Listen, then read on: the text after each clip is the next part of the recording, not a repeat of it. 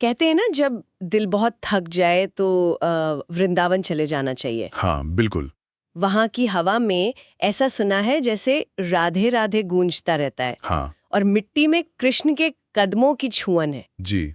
और आज हम जिन अंशों पर बात कर रहे हैं, वृंदावन कृष्ण राधा की लीला भूमि से वो इसी एहसास को मतलब समझने की कोशिश करते हैं। हाँ हाँ। ये सिर्फ एक कह सकते हैं ज्योग्राफिकल जगह नहीं है, ये भक्ति, लीला और एक गहरा रहस्य, इन सब का संगम है।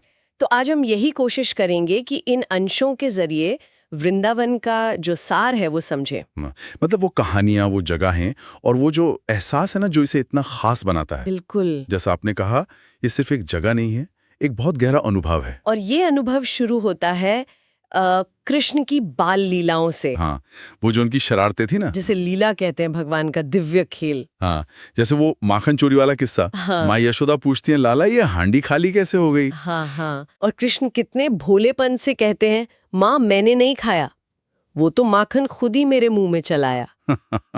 मतलब कितनी सहजता है ना? सही कहा। और इन स्रोतों में इसी को भगवान की चंचलता, उनकी दिव्यता का सहज रूप बताया गया है। ये दिखाता है कि वृंदावन में दिव्यता कितनी पास है, कितनी मानवीय है। और वो सिर्फ कहानी नहीं है ना?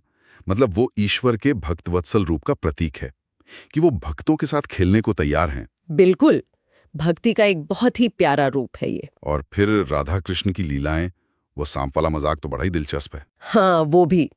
कृष्ण और ग्वालबालों ने मिलकर राधा जी और गोपियों को डरा दिया, सांप सांप चिल्ला के। पर राधा रानी भी कम नहीं थी। सीधा कृष्ण का कान पकड़ा और बोली, सांप तो नहीं दिखा, पर एक बंसी वाला छुपा हुआ नाग जरूर दिख रहा है मुझे। यही तो प्रेम भरी नोक-झोंक है। इसे माधुर्य भाव कहते हैं। इसमें भक्ति का एक अलग ही रंग है। सही। इन अंशों के हिसाब से ये वृंदावन के प्रेम तत्व का सार है।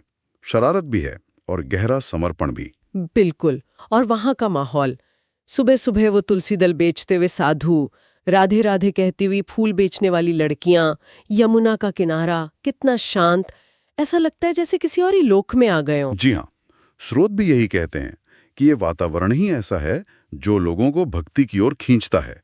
साधारण चीजें भी मतलब असाधारण लगने लगती हैं। जैसे हवा में मंत्र गूंज रहे हों या मिट्टी पवित्र हो गई हो। हाँ बिल्कुल। और इसी माहौल में बसे हैं वो अद्भुत मंदिर। हाँ, मंदिरों की बात करते हैं। बांके बिहारी मंदिर, वहां कहते हैं कि मूर्ति का तेज इतना ज्यादा है कि भक्त सुध-बुध खो सकता है। जी। इसलिए बार बार पर्दा डालते हैं और मूर्ति ऐसे देखती है जैसे कह रही हो, अच्छा आया था तू, अब पकड़ लिया। और ये पर्दा सिर्फ भक्त को बचाने के लिए नहीं है शायद। अच्छा। स्रोतों के अनुसार ये भगवान की उसी चंचल प्रकृति का भी प्रतीक है, जैसे वो लुका छिपी खेल रहे हों भक्त के साथ। अरे वाह, ये तो बड़ा दिलचस्प है। और फिर है राधा रमण मंदिर। जी, राधा रमण जी। जहाँ कृष्ण शालिग्राम रूप में स्वयं प्रकट हुए। वो पवित्र काले पत्थर जो विष्णु या कृष्ण के स्वयंभू प्रतीक हैं। और वहाँ राधा जी की अलग मूर्ति नहीं है। हाँ, ये बहुत महत्वपूर्ण बात है। यहाँ एकात्मता का भाव है, मतलब राधा और कृष्ण एक हैं, अभिन्न हैं। अच्छा। स्रोत इसे गहरे अद्वैत दर्शन से भी जोड़ते हैं, जहाँ भक्त और भगवान और उनकी शक्ति सब एक हो जाते हैं। आरती का अनुभव भी इसीलिए खास बताया गया। और ऐसी ही मान्यता राधा वल्लभ मंदिर की भी है ना? वहाँ भी राधा जी की अलग मूर्ति नहीं। जी हाँ, बिल्कुल। कहते हैं कृष्ण ने स्वयं कहा, मुझ में ही राधा समाई है, मुझे देखोगे तो राधा भी दिख जाएगी। यहाँ भी वही एकात्मता का भाव और गहरा होता है, प्रेम का वो स्तर जहाँ दो का भाव ही मिट जाता है। तो ये मंदिर सिर्फ पूजा स्थल नहीं है। नहीं, बिल्कुल नहीं। ये भक्ति और दर्शन के अलग अलग पहलुओं को दिखाते हैं। चंचलता, एकात्मता, प्रेम। और इन सबसे अलग वो निधिवन का रहस्य। हाँ, निधिवन। ये मान्यता कि आज भी रात में वहाँ कृष्ण और राधा गोपियों के साथ रास रचाते हैं।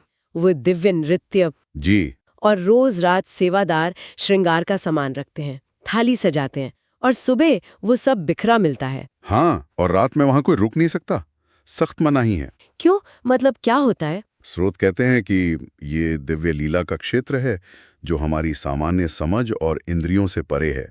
ये शायद इस बात का प्रतीक है कि कुछ अनुभव तर्क से नहीं, सिर्फ श्रद्धा से ही समझे जा सकते हैं।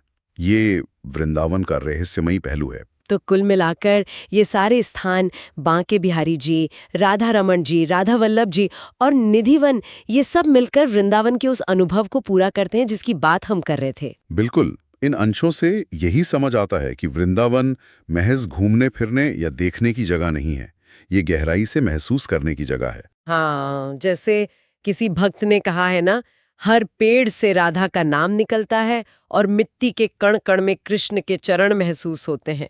हे नाथ, बस अपने चरणों का एक कण मुझे दे दो, मैं अपने जीवन की सारी थकान उतार दूं उस पर। कितना गहरा भाव है।